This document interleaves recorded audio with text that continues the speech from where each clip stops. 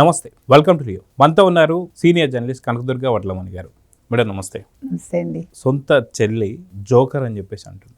అదేవిధంగా గతంలో హంతకుడు అని చెప్పి కూడా అనేది. సో మొత్తానికి క్రిమినల్ జోకర్ అనే దానిపై ఇప్పుడు పూర్తి రాష్ట్ర వ్యాప్తంగా కూడా ఇప్పుడు చర్చలు జరుగుతున్నాయి. వాస్తవానికి ఆ పార్టీకి సంబంధించినటువంటి వ్యక్తులు కూడా ఇప్పుడు దీని మీదే చర్చ చేసుకుంటున్నారట. ఎందుకంటే తండ్రి చనిపోయినప్పుడు అక్కడ ఎటువంటి బాధ కానీ ఏవీ లేకుండా ఇంకా వచ్చేవారినే ఓదారుస్తూ అక్కడ సంతకర సేకరణ చేయడం మనం చూసాం.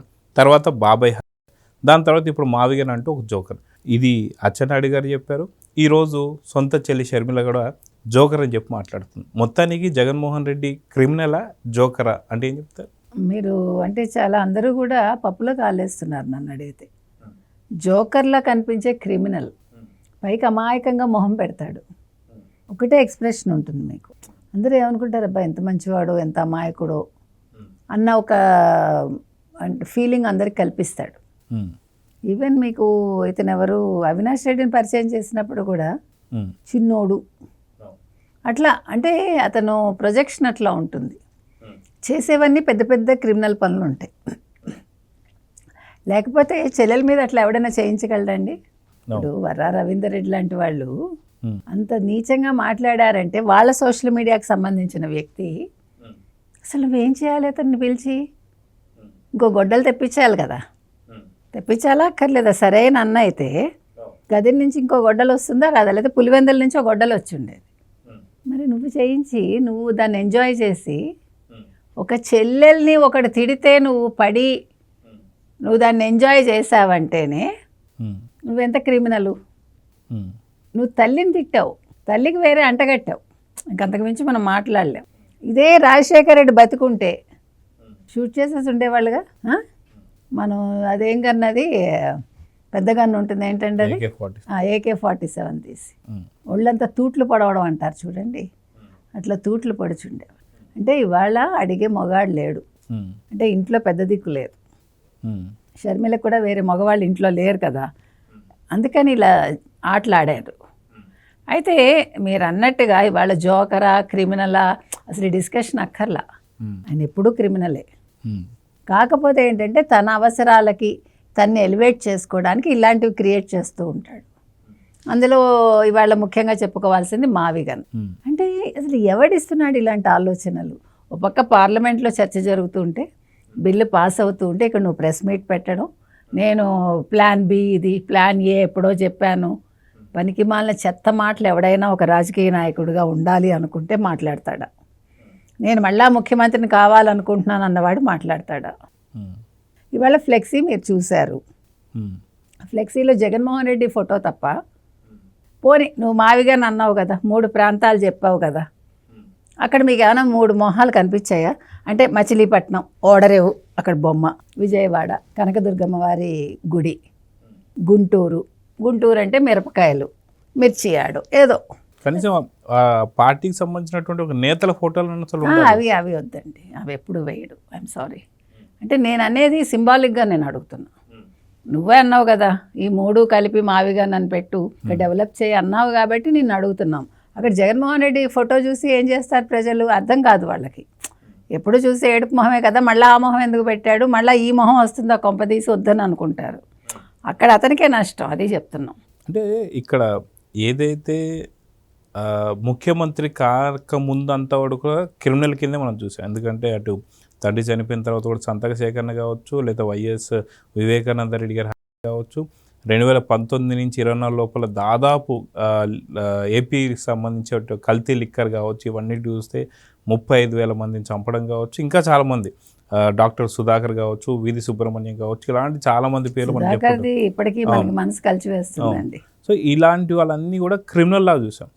ఇప్పుడు ఎప్పుడైతే అధికారం కోల్పోయిన తర్వాత జగన్మోహన్ రెడ్డి ఇప్పుడు చెల్లి జోకర్ అని చెప్పిందంటే, జోకర్ అనడం కూడా ఒక వ్యూహమే అన్నట్టు కొంత తెలుస్తుంది. ఎందుకంటే అమరావతి అనేది చట్టబద్ధత అయిపోయింది. అటు రాష్ట్రపతి ముర్ము గారు సంతకం పెట్టేశారు, గెజిట్ నోటిఫికేషన్ కూడా వచ్చేసింది. వచ్చేసినటువంటి ఒక తరుణంలో ఇప్పుడు దీని గురించి చర్చ జరగకూడదు. ఏపీలో కావచ్చు, తెలుగు వాళ్ళు కావచ్చు, ఇంకెవరు కావచ్చు, దీని గురించి చర్చ జరగకూడదు. కాబట్టే మావిగన్ అని చెప్పి ఇప్పటికే పిచ్చివాడని చెప్పి చాలామంది అనుకున్నారు. కాబట్టి మరొకసారి అనుకున్న పెద్ద అక్కడ జరిగేది ఏమి ఉండదు అని చెప్పేసి నష్టం లేదు నష్టం లేదు కాబట్టి దులిపేసుకుంటాడు. ఇది కూడా ఒక వ్యూహం కిందనే మావిగన్ తీసుకురావడం, ఒక జోకర్ లాగా తనకు తానే క్రియేట్ చేసుకున్నాడు. అనుకున్న సబ్జెక్ట్ ఏదైతే ఉందో అమరావతికి చట్టబద్ధత అనే దాని మీద డిస్కషన్ జరగకూడదు అనే దాని మీద సక్సెస్ అయ్యాడా లేదా అంటే ఏం చెప్తాను? ఖచ్చితంగా కాలేదండి. I'm sorry. అతను అనుకుంటున్నాడు నేను సక్సెస్ అయ్యానని. ఇప్పుడు ఏమైందంటే మీరు అన్నట్టుగా తండ్రి చనిపోగానే ఆ పౌరాలు గుట్టకి పరిగెట్టకుండా సంతకాల సేకరణలో ఉన్నాడు. ఏ కొడుకు కూడా అలా ఉండడు కదా. ఇప్పుడు నీకు ఆల్రెడీ ఎన్ని లక్షల కోట్లు సంపాదించుకున్నాడో మనకు తెలియదు. తండ్రి బతికుండగానే సంపాదించుకున్నాడుగా. నేను సెక్రటేరియట్కి వచ్చానా, నేను ఎప్పుడైనా హైదరాబాద్లో అడుగు పెట్టానా, నేను ఏ ఆఫీసర్నైనా కలిశానా, ఏ మంత్రినైనా కలిశానా అంటాడు కదా. నీకెందుకు, నీ ఇంట్లోనే హెలిఫ్యాడ్ ఉన్నప్పుడు వాళ్ళే వస్తారు నీ దగ్గరికి. మూడో కంటికి తెలియకుండా నీ దగ్గరికి వస్తారు, నీకు కావాల్సినవి చేస్తారు, నీ దగ్గర సంతకాలు తీసుకుంటారు, అయితే వాళ్ళే వచ్చి సంతకాలు పెట్టి వెళ్ళిపోయారు. ఇప్పుడు అది మామూలు వాళ్ళకి అలాంటివన్నీ. జగన్మోహన్ రెడ్డికి ఎందుకు అలాంటివన్నీ? తండ్రి అక్కడ ఉంచాడు, తెలుసు కొడుకు సంగతి. ఇప్పుడు రాజశేఖర రెడ్డికి తెలియకుండా ఏం జరగవుగా, కనీసం సగమైనా తెలిసే జరుగుతాయిగా, పోనీ పూర్తిగా తెలియకపోయినా. అంటే విజయసాయి రెడ్డి ఉన్నాడుగా, అదే నేను చూసుకోవడానికి చెప్పడానికి. అందుకే విజయసాయి రెడ్డికి అప్పచెప్పాడు కదా. ఇప్పుడు తండ్రిగా ఆయన కొడుక్కి ఎంత చేయాలో అంతకంటే రెట్టింపు రెట్టింపు రెట్టింపు చేశాడండి. మామూలుగా ఏ తండ్రి కూడా ఇలా చేసి ఉండడు నాకు తెలిసి. అన్ని లక్షల కోట్లు సంపాదించుకున్నాడు ఇవాళ. కాబట్టి ఇవాళ జగన్మోహన్ రెడ్డి అనేవాడు, అతను క్రిమినల్ మైండ్ అనేది ఖచ్చితంగా అందరికీ తెలుస్తుంది. తండ్రి చావు విషయంలోంచి మొదలు పెడితే మీరు అన్నట్టుగా ఏ ఒక్కటి తీసుకున్నా కూడా తనకు అనుకూలంగా మార్చుకున్నాడు. అనుకూలంగా మార్చుకుని తను ముఖ్యమంత్రి కావడానికి తల్లిని ఎలా బుజ్జగించాలో, ఎలా ఆవిడని తన వైపు తిప్పుకోవాలో తిప్పుకున్నాడు. చెల్లిని వాడుకున్నాడు, ఆవిడ పాదయాత్ర చేసింది అన్నగారి కోసం. తర్వాత ఎప్పుడు ఎవరిని ఎలా పక్కన పెట్టాలో అలాగే పక్కన పెట్టాడు. అది కూడా వాళ్ళని బాధ పెట్టి మరి వాళ్ళ దగ్గర నుంచి అన్నీ కావాల్సినవన్నీ పొంది వాళ్ళని ఏడిపించి బయటికి పంపించాడు. పంపించాకైనా వదిలాడా? ఎంత నీచంగా రాయించాడు సోషల్ మీడియాలో. ఏ చెల్లి బాధపడకుండా ఉంటుంది?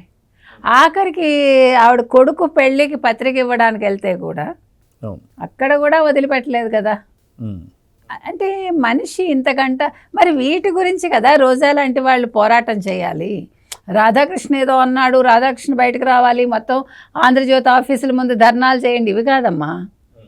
నువ్వు ఒక చెల్లికి అన్యాయం చేసిన వాడు, చెల్లిని క్యారెక్టర్ అసాసినేషన్ చేసిన వాడి గురించి మీరు తల్లి వ్యక్తిత్వ హననం చేసినప్పుడు మీరు అప్పుడు వచ్చి మీరు ధర్నాలు చేసి ఉండాలి రోజా అని అడుగుతున్నాం మనం. నిన్న కూడా వాసిరెడ్డి పద్మ గారు ఎవరైతే ఉన్నారో, అప్పటి వైసీపీకి సంబంధించి మహిళా చైర్ కమిషన్ ఎవరైతే ఉన్నారో, ఆవిడ కూడా బయటకు వచ్చి చెప్తుంది ఏమని, గతంలో జగన్మోహన్ రెడ్డి గారికి కూతవేటు దూరంలో ఒక దళిత మహిళపై అత్యాచారం జరిగితే ఆ విషయం తీసుకెళ్ళిపోయి జగన్మోహన్ రెడ్డి గారు చెబితే దీనివల్ల నాకేంటి, నాకేదైనా లాభం వచ్చే మాటలు చెప్పు, వాళ్ళెవరో దళితులు చచ్చిపోతే నాకెందుకు అన్నట్టు. దళితులు మరి ఇలాంటివి పెడచేవని పెడతారు ఎందుకు వాళ్ళు?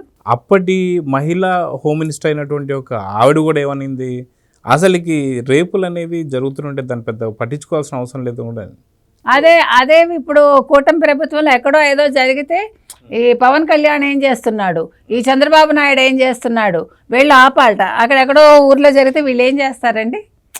ఇంట్లో జరిగిన వాటికి అంటే నేను అనేది జరగడం గురించి నేను మాట్లాడలేదు, జరగకపోవడమే మంచిది.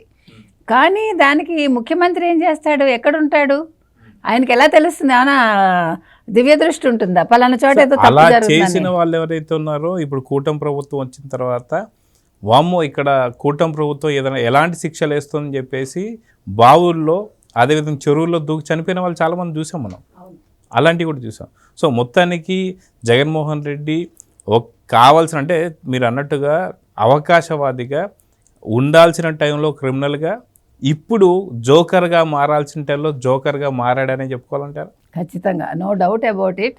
దీని వెనకాల కూడా ఏదో ఒక ఆలోచన ఉంటుంది, కుట్ర ఉంటుంది, అందులో మీకు డౌట్ అక్కర్లేదు. ఈ వ్యూహాలు మామూలుగా ఉండవు. ఏ వెలుగులకి ప్రస్థానం అని శ్రీశ్రీ గారు అన్నట్టుగా ఏమనాలి, ఏ కుట్రలకి దురాలోచన అని మనం ఆలోచించాలి. ఈరోజు వైసీపీకి సంబంధించిన సాక్షి అంటే ఛానల్లో కూడా ఒక డిబేట్ నడుస్తూ ఎవరో మాట్లాడుతున్నారు అనమాట. జగన్మోహన్ రెడ్డిని పిచ్చివాడిలాగా చూస్తున్నారు మావిగా అనగానే ఎలా చూడాలంటే, చాలామంది మంచి మంచి కవులు కావచ్చు వీళ్ళందరినీ కూడా పిచ్చి వాళ్ళగానే చూసేవారు అని చెప్పేసి అన్నారు. అంటే జగన్మోహన్ రెడ్డిని అంత పెద్ద కవులతో పోలుస్తున్నారంటే ఎలా చూడాలంటారు? అంటే పాపం ఏమనాలి, ఆ కవులు దురదృష్టవంతులు అంతే. ఎందుకంటే ఇలాంటి వాళ్ళ నోట్లోంచి జగన్మోహన్ రెడ్డిని వాళ్ళతో పోలుస్తున్నారంటే వీళ్ళు మరి ఎలాంటి వాళ్ళు అనేది నాకు అర్థం కావట్లేదండి. ఒక పోలిక చెప్పటానికి కూడా ఒక అర్హత ఉండాలి. ఇవాళ ఈ చెప్పేవాడికి అర్హత లేదు, ఆ పోల్చుకునేవాడికి అర్హత లేదు. అందుకని వాళ్ళు ముందే పైకి వెళ్ళిపోయి ఉంటారు. ఇవన్నీ తెలిసే ఇలాంటి కాలం ఒకటి వస్తుందని. ఏది ఏవైనా జగన్మోహన్ రెడ్డి నెక్స్ట్ స్టెప్ ఏంటి అనేది మనం ఆలోచించాలి. సో ఇదండి మొత్తానికి జగన్మోహన్ రెడ్డి క్రిమినల్ జోకర్ అనే దానిపై సొంత చెల్లెలే చర్చ పెట్టింది. సో దీని గురించి మీరేమనుకుంటున్నారు అనేది కామెంట్స్ రూపంలో తెలియంది. సో పూర్తిగా నిజంగా జగన్ జోకర్ క్రిమినల్ అనేది ప్రజలు ఏం డిసైడ్ చేస్తారో చూద్దాం. నమస్తే. నమస్తే. Please subscribe to Leo News for more videos.